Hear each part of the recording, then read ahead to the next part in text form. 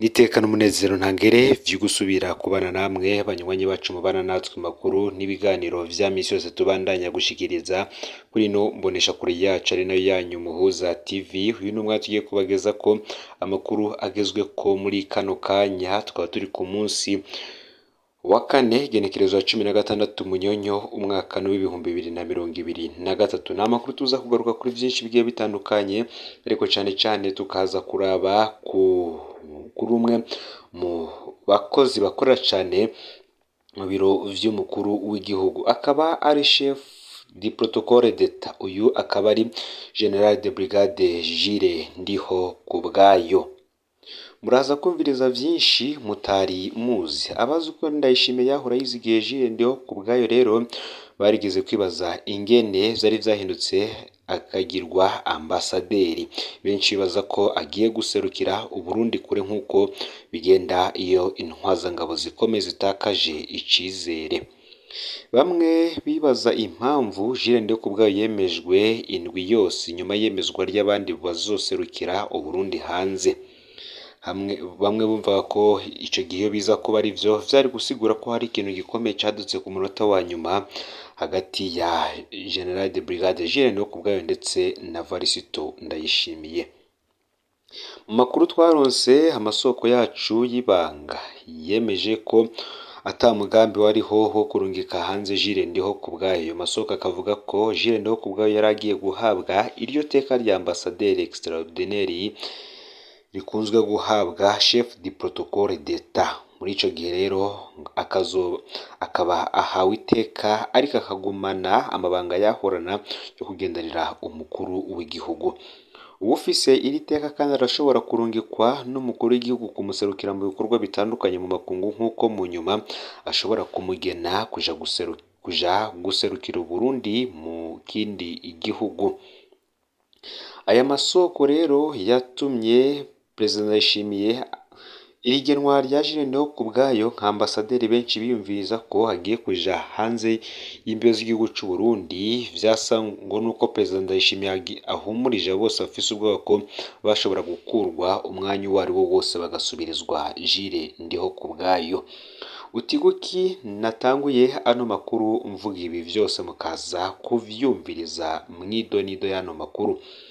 Jules Ndihokubwayo akaba ari inshuti ya Perezida Varisito Ndayishimiye kandi akaba n'uwo bagendanye kuva bakija ku rugamba rwa CNDD-FDD, naho avugwa ko yari umugwanyi akomeye. Ngo Jules Ndihokubwayo yari mu ntwaramiheto zitorohewe ku butegetsi bwa Perezida Nkurunziza.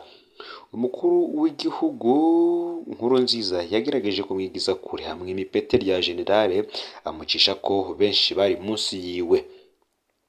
Jules Ndihokubwayo kandi avugwa nk'intwazangabo yahazwe kugandagurwa muri ubwo butegetsi kuko yatinywa ko yohava aba mu babutembagaza. General Ndayishimiye yobanga ari we yamukingira muri iyo myaka yose.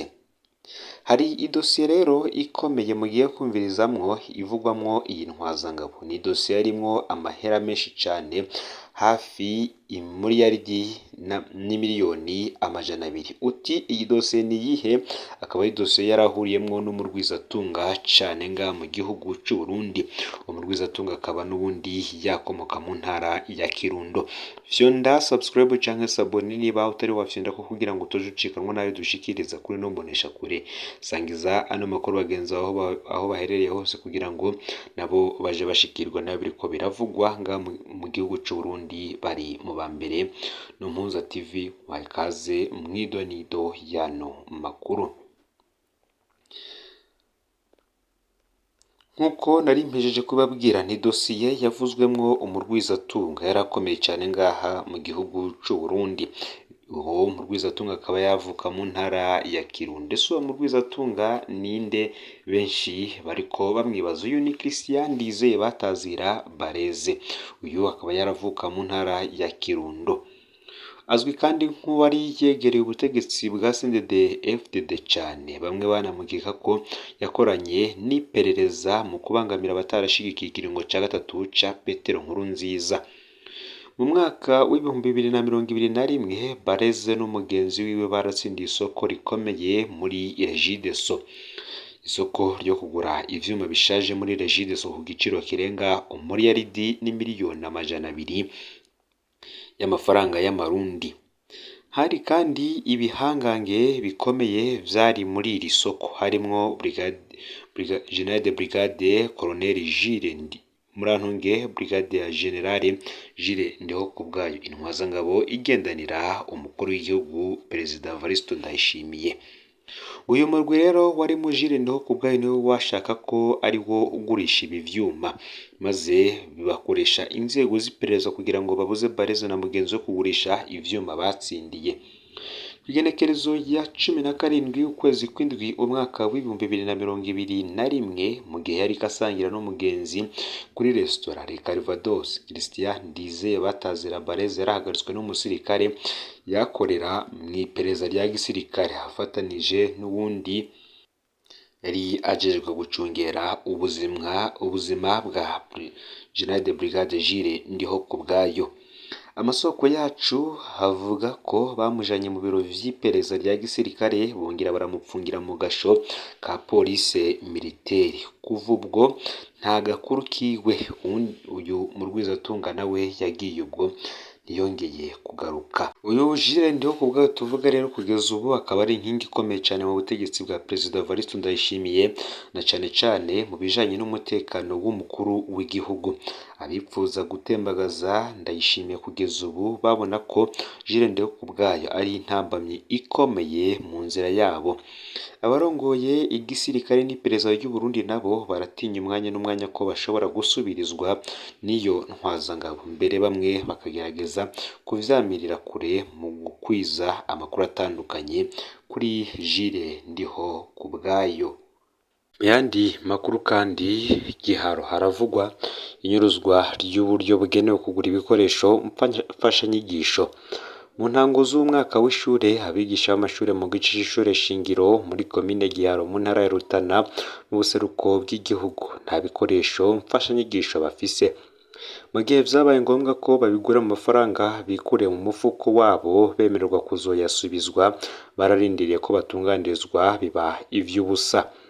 Bagiriza ubuyobozi bw'indero muri komine n'abayobozi b'amashuri amwamwe kunyuruza amafaranga agenewe kugura ivyo bikoresho. Mu gihe umwaka w'ishure turimwo watangura, amafaranga yo kugura ibikoresho mfashanyigisho yategerezwa kurungikwa n'ubushikiranganji bw'indero ntiyari bwaboneke. Abajejwe igisata c'indero muri komine baciye basaba abigisha gukoresha amafaranga yabo mu ntumbero yo kubigura kugira ngo bazobisubizwe mu nyuma. Kubera ko tutari kurindira igihe kirekire kugira ngo dutangure ivyigwa, twaremeye ivyo twasabwe n'indongozi z'igisata c'indero. Twakoresheje amafaranga yacu, akaba ariko bamwe mu bigisha bavuga. Ariko ubushikiranganji bumaze gusohora ayo mafaranga, abigisha b'Igiharo baratangaye. Amafaranga yanyu ntayo muzoronka nta kindi, akaba ariyo nyishu ngo yatanzwe n'abarongoye indero muri iyo komine nk'uko vyemezwa n'abigisha bafise agashavu. Kubw'amasoko yacu, ayo mafaranga yanyurujwe n'umuyobozi w'indero muri iyo komine afatanije n'abayobozi b'amashure. Umuyobozi w'ishure muri komine ngaradutera ubwoba igihe dusavye amafaranga yacu, ngaremera ko azobogoza ariko yatwihoye, ariko turikeka kandi ko n'abayobozi b'amashure babifisemwo uruhara. Ntaco bavuga kugira ngo dutunganirizwe, akaba ariko abigisha bavuganye ishavu. Ibikoresho mfashanyigisho buri mwigisha ategerezwa kuronka amakaye 6 n'ibindi bikoresho bimufasha gutegura ivyigwa. Mu mashure shingiro n'ay'inyuma y'ishure shingiro, amafaranga agenewe ibikoresho mfashanyigisho ari hagati y'ibihumbi 7,600 ndetse n'ibihumbi 15 y'amarundi buri mwaka, nk'uko amasoko mu mashure avyemeza. Abajejwe indero muri komine no mu ntara kugeza ubu nabo akaba ataco bari bashikiriza kuri ico kibazo. Tubandanije n'amakuru yacu mu gihugu ca Republika Iharanira Rusangi ya Kongo, abanyeshuri barenga 400 bagiye ikisangani mu vyigwa vya gisirikare. Abanyeshuri bo muri kaminuza batari munsi y'400 bo mu makaminuza y'Igoma mu ntara ya Nord Kivu mu buseruko bwa Republika Iharanira Rusangi ya Kongo baragiye ikisangani mu vyigwa vya gisirikare. Bemera ko bagomba gukingira igihugu cabo umwansi. Kuva ku kibuga c'indege mpuzamakungu ca Goma, abo banyeshuri bo mu makaminuza bafashe indege berekeza ikisangani mu ntara ya Chopo. aho basanze abandi banyeshuri 800 bo mu ntara zitandukanye za Repubulika Iharanira Rusange ya Kongo, bose bakazokurikirana ivyigwa vya gisirikare ikisangani nk'uko amasoko yacu abivuga. Abo banyeshuri bavuga ko biyemeje gukingira igihugu cabo umwansi, bati turiteguriye kandi turiyemeje kurwanira igihugu cacu, tugiye mu vyigwa vya gisirikare tugumeyo kuko dutegerezwa kwiyandikisha mu gisirikare vyemejwe na Ali Bosamuka, umunyeshuri w'Igoma. Umugenzi wewe avuga ko azogaruka kubandanya ivyigwa inyuma y'inyigisho za gisirikare. Abo mu mashirahamwe yigenga bagasaba ko izo nyigisho za gisirikare zitangirwa mu ntara zose z'ico gihugu. Kubwa Placide Kambale, umwe mu ndongozi za Force Vive du Nord Kivu, ivyo bishobora kuzoterera mu gucungera ubutaka bw'igihugu. Nubwo biruko kandi ingingo y'umushikiranganje ajejwe amashuri ya kaminuza aranegura abavyeyi babona ko iyo ngingo ifise intumbero yo guhungabanya indero y'abana babo. Abakurikirana hafi vya politike mu ntara Nord Kivu babona ko umutekano muke muri Repubulika Iharanira Rusange ya Kongo utava ku buke bw'abasirikare canke abajejwe umutekano. Bati ikibazo ntikiri ku buke bw'abasirikare mu gisirikare ca FARDC no mu gipolisi, ahubwo ni indongozi z'igihugu zidakora igikorwa cazo. Akaba ariko bishikirizwa na Josue Bamvagato, umusesanguzi mu vya politike. Ivyigwa vya gisirikare bihabwa abanyeshuri bo muri kaminuza ya Repubulika Iharanira Rusange ya Kongo bikaba biri mu rukurikiranire rwo kurwanira igihugu ca Kongo, kandi bikazokorwa kabiri mu mwaka wa kaminuza, amezi 2 imbere y'uko umwaka wa kaminuza utangura n'ayandi mezi 2 inyuma y'uwo mwaka nyene, no kuvuga amezi 4 mu mwaka. Indongozi za Kongo zidasiba guhamagarira urwaruka kwiyandikisha mu gisirikare kugira ngo bafashe FARDC kurwanya M23 mu ntara ya Nord Kivu. Barafasha imirwi y'urwaruka rwitwaje ibigwanisho mu gufasha abasirikari ba leta. Rero amakuru yaragezwe ko muri kano kanya ufyonde subscribe canke sabone niba utari wafyenda ko kugira ngo toje ucikanwa nayo dushikiriza. Sangiza ano makuru bagenzawe kandi aho baherereye hose kugira ngo nabo batoje bacikanwa nayo biriko biravugwa, bigezwe ko ngaha mu gihugu c'u Burundi, hanze imbeze igihugu c'u Burundi ndetse no mu makungu ya kure. Ni Muhuza TV, muhezagirwe.